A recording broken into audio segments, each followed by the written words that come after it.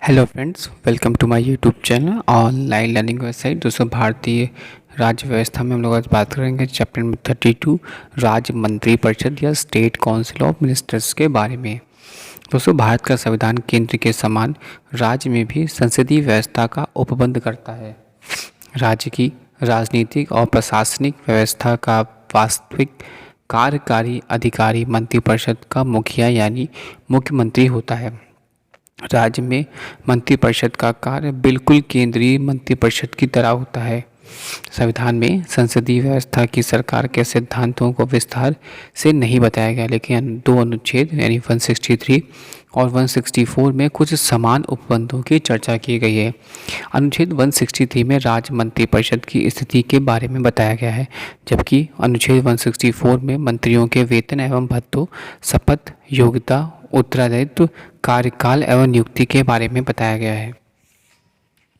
संवैधानिक प्रावधान। अनुच्छेद 163 राज्यपाल की सहायता एवं सलाह देने के लिए मंत्रिपरिषद, जिसमें पहला पॉइंट आता है, जिन बातों में इस संविधान द्वारा या इसके अधीन राज्यपाल से यह अपेक्षित है कि वह अपने कर्तव्यों या उनमें से किसी को भी अपने विवेकानुसार करे, उन बातों को छोड़कर राज्यपाल को अपने कर्तव्यों का प्रयोग करने में सहायता और सलाह देने के लिए एक मंत्रिपरिषद होगी, जिसका प्रधान मुख्यमंत्री होगा।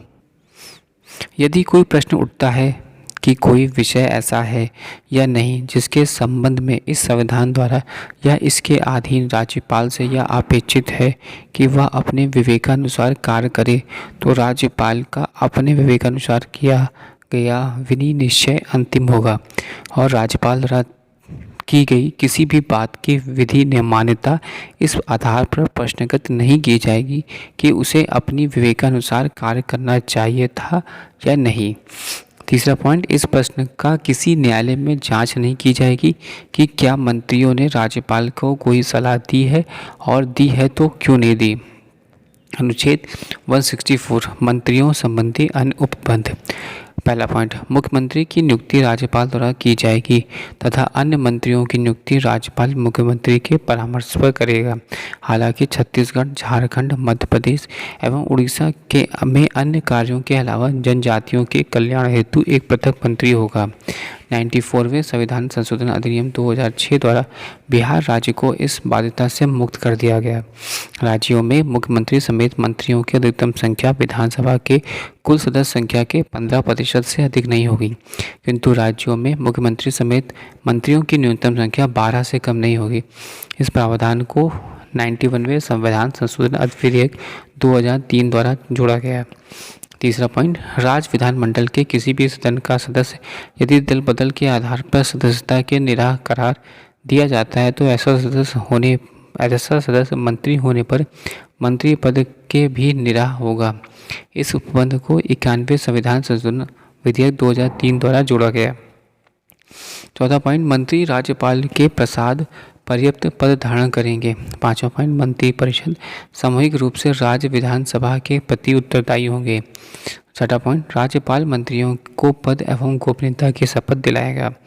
सातवां, एक मंत्री जो विधानमंडल के किसी सदन का सदस्य नहीं है उसे 6 माह के भीतर अनिवार्य रूप से किसी एक सदन का सदस्य बनना होगा। आठवां, मंत्रियों के वेतन एवं भत्ते राज्य विधानमंडल द्वारा निर्धारित किए जाएंगे। अनुच्छेद 166 राज्य के राज्यपाल द्वारा कार्यवाही का संचालन। सरकार, पहला पॉइंट, सरकार का समस्त कार्यपालक कार्यवाहियों की अभिव्यक्ति राज्यपाल के नाम से की गई कार्यवाही के रूप में अभिव्यक्त होगी।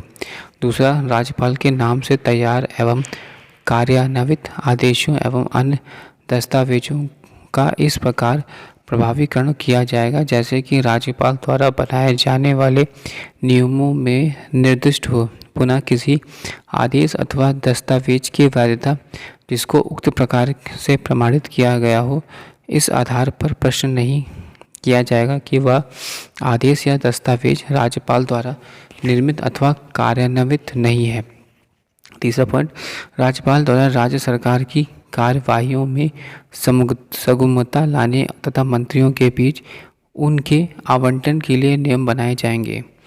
अनुच्छेद 167 मुख्यमंत्री के कर्तव्य। प्रत्येक राज्य के मुख्यमंत्री का यह कर्तव्य होगा कि पहला, वह मंत्रिपरिषद द्वारा राज्य के प्रशासन से संबंधित मामलों के लिए सभी निर्णय तथा विधायन के लिए प्रस्तावों के बारे में राज्यपाल को सूचित करे। दूसरा, राज्यपाल द्वारा राज्य के प्रशासन से संबंधित मामलों अथवा विधायन प्रस्तावों के बारे में मांगे जाने पर सूचना प्रदान करना।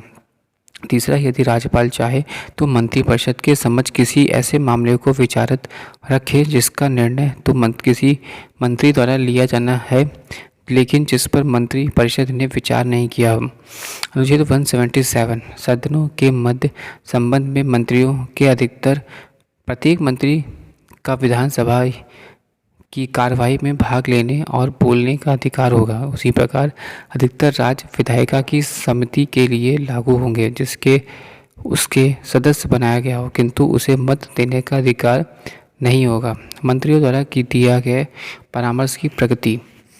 अनुच्छेद 163 के अनुसार जिन बातों में इस संविधान द्वारा या इसके अधीन राज्यपाल से यह अपेक्षित है कि वह अपने कर्तव्यों या उनमें से किसी को अपने विवेकानुसार करे, उन बातों को छोड़कर राज्यपाल को अपने कर्तव्यों का प्रयोग करने में सहायता और सलाह देने के लिए मंत्रिपरिषद होगी जिसका प्रधान मुख्यमंत्री होगा। यदि कोई प्रश्न उठता है कि कोई विषय ऐसा है या नहीं जिसके संबंध में इस संविधान द्वारा या इसके अधीन राज्यपाल से यह अपेक्षित है कि वह विवेकानुसार कार्य करे, तो राज्यपाल को अपने विवेकानुसार किए गए विनिश्चय अंतिम होगा और राज्यपाल द्वारा की गई किसी बात की विधि नियमता इस आधार पर प्रश्नगत नहीं हो की जाएगी कि उसे अपने विवेकानुसार कार्य करना चाहिए या नहीं। इस प्रश्न की किसी न्यायालय में जांच नहीं की जाएगी कि क्या मंत्रियों ने राज्यपाल को कोई सलाह दी है और दी है तो क्या दी है। 1971 में उच्चतम न्यायालय ने यह व्यवस्था दी गई है कि राज्यपाल को परामर्श देने के लिए मंत्रिपरिषद हमेशा रहेगी। यदि राज्य विधानमंडल विघटित हो गया है या मंत्रिपरिषद ने त्यागपत्र दे दिया हो अतः वर्तमान मंत्रालय नए अनुवर्ती मंत्रालय के आने से तक कार्यरत रहता है। 1974 में दोबारा न्यायालय ने स्पष्ट किया है कि राज्यपाल के निर्णय या कार्य क्षेत्र या अनुदान एवं सलाह आदि मंत्रिपरिषद के कार्य एवं शक्तियों के आधार पर होगा। वह बिना मंत्रिपरिषद की सलाह के व्यक्तिगत रूप से कुछ नहीं करेगा या मंत्रिपरिषद के सलाह या अनुदान के विरुद्ध नहीं जाएगा। यानी संविधान ने इस बात की मंशा जाहिर की है कि राज्यपाल की संतुष्टि इसकी व्यक्तिगत नहीं है वरन मंत्रिपरिषद की संतुष्टि होनी चाहिए। मंत्रियों की नियुक्ति। मुख्यमंत्री की नियुक्ति राज्यपाल द्वारा की जाएगी। अन्य मंत्रियों की नियुक्ति मुख्यमंत्री के परामर्श पर राज्यपाल द्वारा की जाएगी। इसका अभिप्राय राज्यपाल उन्हीं लोगों के बतौर मंत्री नियुक्त करता है जिनकी सिफारिश मुख्यमंत्री करता है। लेकिन छत्तीसगढ़, झारखंड, मध्य प्रदेश एवं उड़ीसा में एक आदिवासी मंत्री भी होना चाहिए। प्रारंभ में यह उपबंध बिहार, मध्य प्रदेश एवं उड़ीसा के लिए था लेकिन 94 में संविधान संशोधन अधिनियम 2006 द्वारा बिहार राज्य को इस दायित्व से मुक्त कर छत्तीसगढ़ एवं झारखंड के लिए ऐसा करना आवश्यक बना दिया गया। अब बिहार में कोई अनुसूचित क्षेत्र नहीं है और अनुसूचित जनजातियों की संख्या काफ़ी कम है। समानतः उसी व्यक्ति को बतौर मंत्री नियुक्त किया जाता है जो विधानसभा या विधान परिषद में किसी एक सदस्य का सदस्य हो। कोई व्यक्ति यदि विधानमंडल का सदस्य नहीं भी है तो उसे मंत्री नियुक्त किया जा सकता है लेकिन 6 महीने के अंदर उसका सदस्य बनना अनिवार्य है, अन्यथा उसका मंत्री पद समाप्त हो जाएगा। एक मंत्री जो विधानमंडल के किसी एक सदन का सदस्य है को दूसरे सदन की कार्यवाही में भाग लेने एवं बोलने का अधिकार है लेकिन वह मतदान उसी सदन में कर सकता है जिसका वह सदस्य है। मंत्रियों की शपथ एवं वेतन। राज्यपाल कार्यभार ग्रहण करने से पहले मंत्री को पद एवं गोपनीयता की शपथ दिलाते हैं। मंत्री शपथ कर लेता है कि पहला, मैं भारत के संविधान के प्रति सच्ची श्रद्धा और सत्यनिष्ठा रखूंगा। दूसरा, मैं भारत की प्रभुता और अखंडता बनाए रखूंगा। तीसरा, मैं अपने दायित्व का श्रद्धापूर्वक और शुद्ध अंतःकरण से निर्वहन करूंगा। चौथा, मैं भय या पक्षपात, अनुराग या द्वेष के बिना सभी प्रकार के प्रति संविधान और विधि के अनुसार न्याय करूंगा।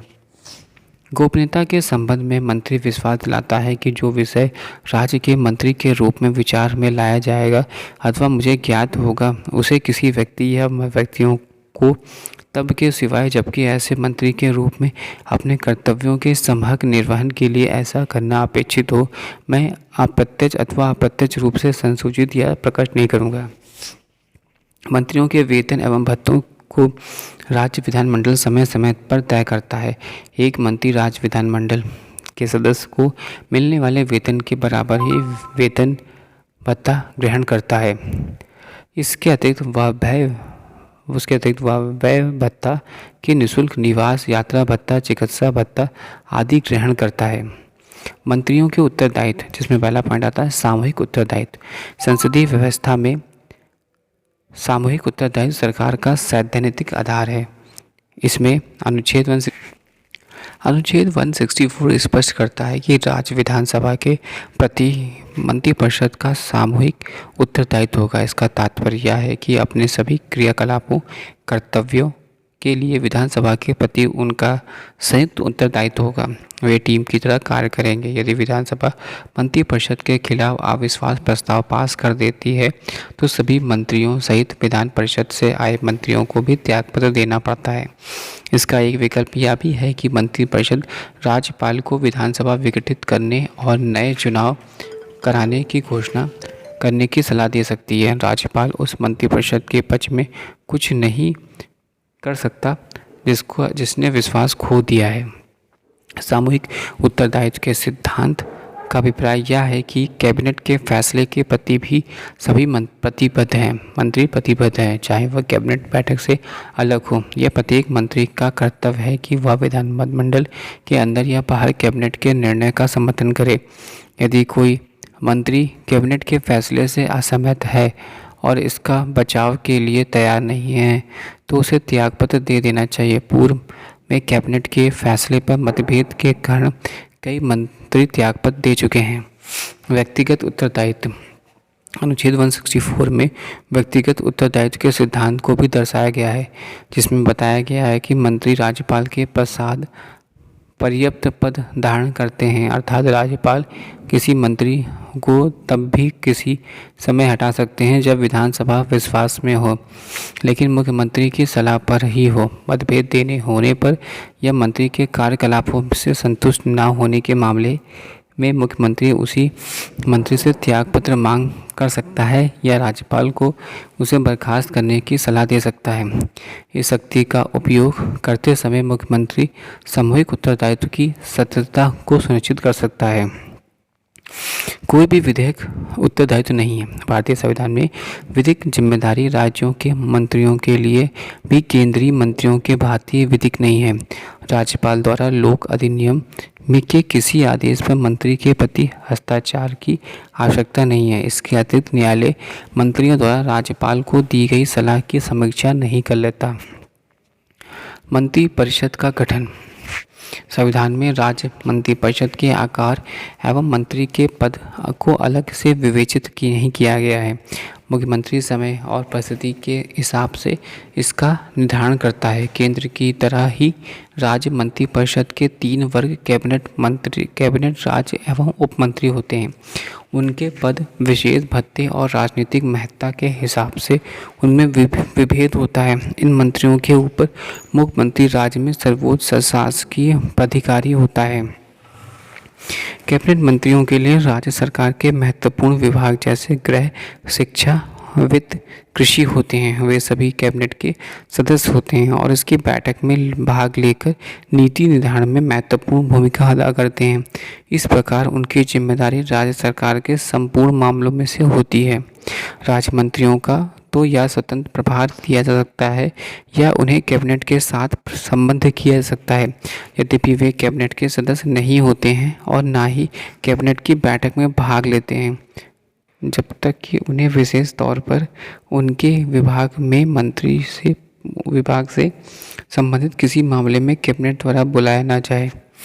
पद के हिसाब से उपमंत्री इसके बाद होते हैं। उन्हें स्वतंत्र प्रभार नहीं किया जा सकता। उन्हें कैबिनेट मंत्रियों के साथ उनके प्रशासनिक और राजनीतिक और संसदीय कर्तव्यों में सहयोग के लिए संबद्ध किया जाता है। वे कैबिनेट के सदस्य नहीं होते हैं और कैबिनेट में बैठक में भाग नहीं लेते हैं। कई बार मंत्रिपरिषद में उप मुख्यमंत्री को भी शामिल किया जा सकता है। उप मुख्यमंत्री को नियुक्ति सामान्यतः स्थानीय राजनीतिक कारणों से की जाती है। Thanks for watching sharing.